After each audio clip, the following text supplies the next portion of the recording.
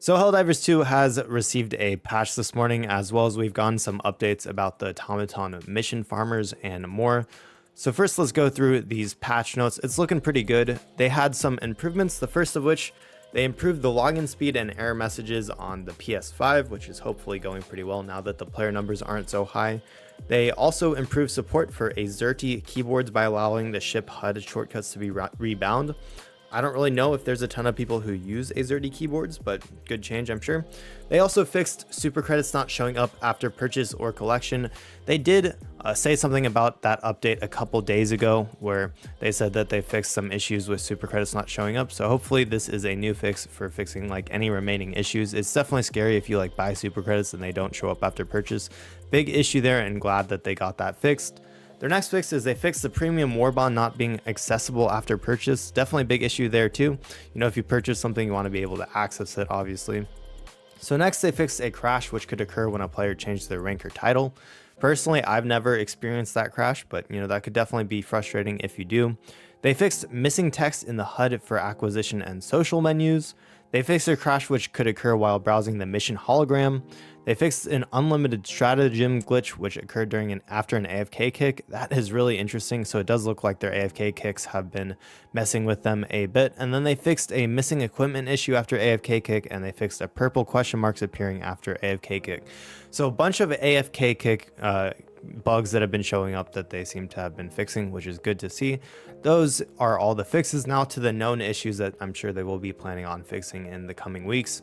So new personal orders are not showing, login rate limiting when too many are logging in at the same time, players can become disconnected during play, rewards and other progresses may be delayed or not attributed. You know, I know they said that it's a known issue, but they've definitely fixed up the players becoming disconnected during play, because that was happening to me a ton last week, and it has been a lot better this week. I think I played, you know, for maybe 9 hours yesterday, and I barely had people disconnect. Maybe like 1 out of every 5 to 10 games I had someone get like timed out, but it was much better than it was last week. I don't know if that's because they fixed up something, or if that's because just not as many people are playing and the servers aren't being overloaded, but it's definitely felt much better this week, and I'm very happy for that, because there's nothing more frustrating than having someone get disconnected while you're playing your game.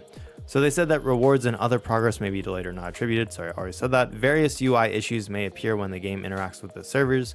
Pickup of certain objects in game may cause characters to freeze in place for an extended period of time. That's a known one. That's been for a while, so I hope they get that fixed. I've never had that happen to me, but I have seen multiple people say that that's happened to them. Some games would not be joinable by others for a short period of time during heavy load. Other unknown behaviors may occur. Japanese voiceover is missing from intro cutscenes and ship TV.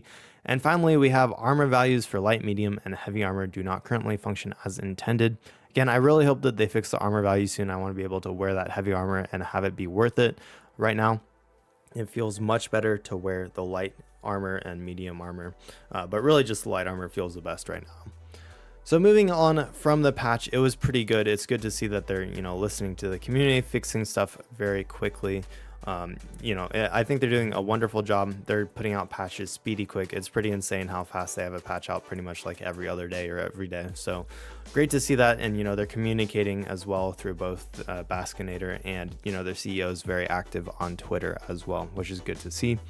So something that we heard the other day from Baskinator, well, actually, let's start at the beginning. So the CEO originally said that Automaton mission farmers were actually hurting people's progress on operations, because what you do is you choose like basically only the Automaton mission farms or missions for eradicating them, and then you do that real quick. It's like a 2 to 3 minute mission. You get 8 medals, and it's the fastest way to grind medals, XP, and requisition slips right now. So very fast way of farming. However, you don't finish an operation, you just do that one mission and then you go on to the next operation.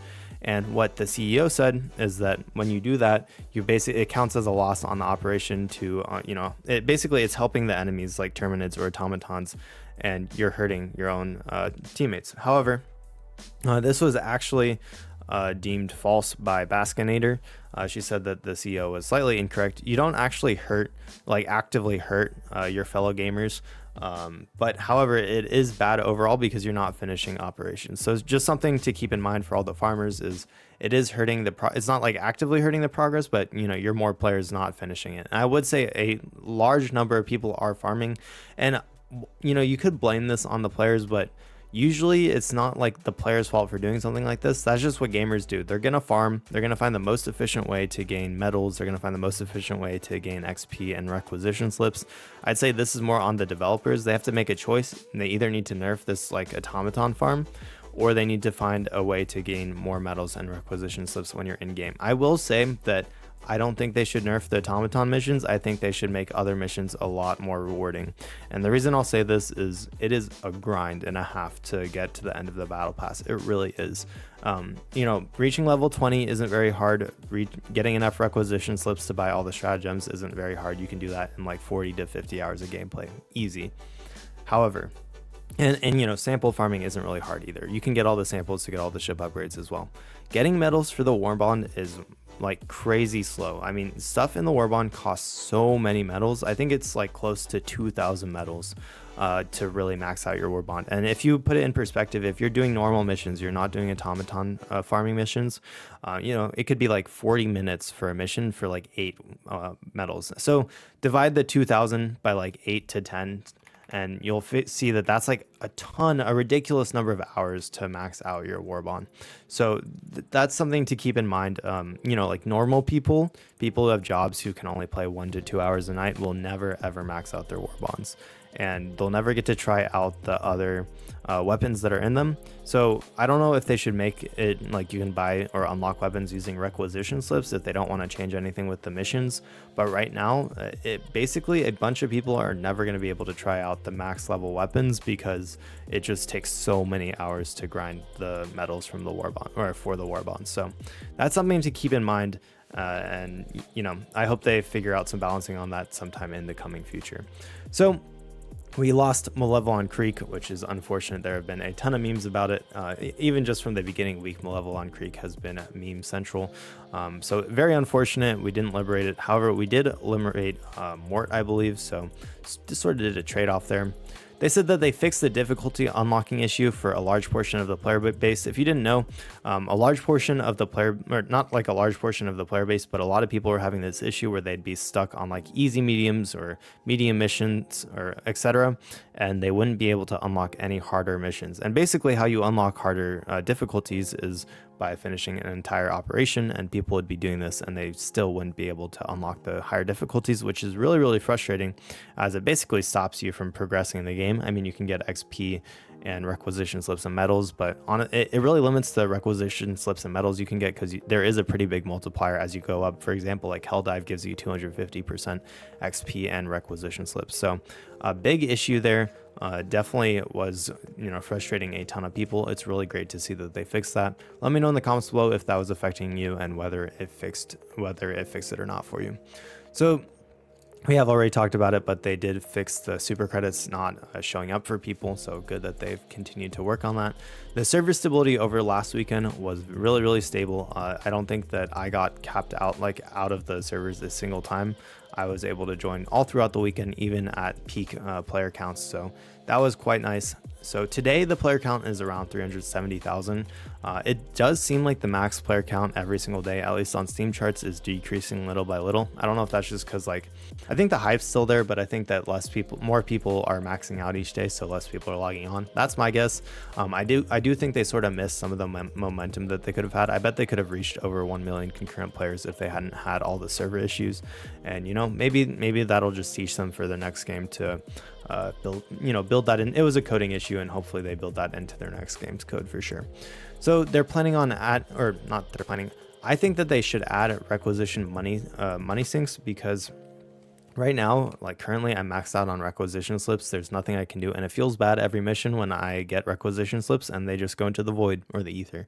The current max right now is 50,000 requisition slips, and I think they could easily add places where you can use your requisition slips. So, like, say in game when you use your resupply, maybe you could spend like 10,000 requisition slips and just like reduce the cooldown on the resupply timer, or maybe you could call in extra stratagems by spending your requisition slips.